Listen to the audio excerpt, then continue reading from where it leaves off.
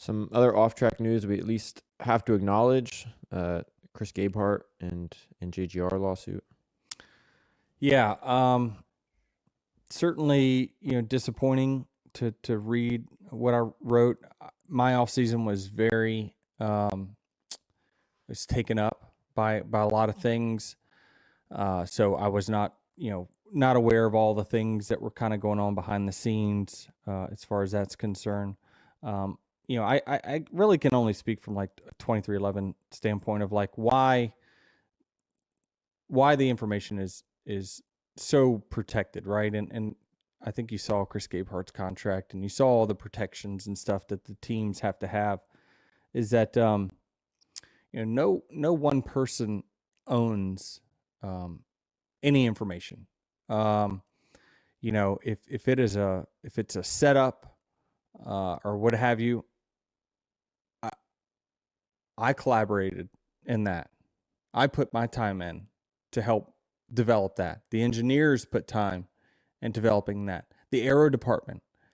There's so many departments that contribute to whatever that piece of paper says that car is running that weekend.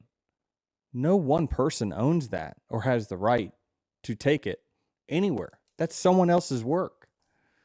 And so that's why as race teams, we have to protect that, because we race a spec car now. I mean, do you know how much faster we could possibly be if we had all of Hendrick's information? Theirs and ours?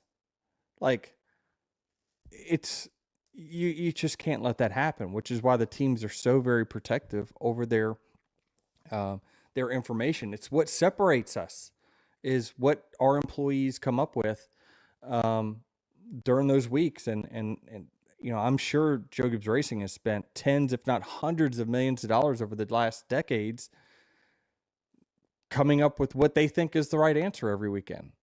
And they deserve to protect that. And it's awfully disappointing to see, two people that you've cared for, not at odds right now. But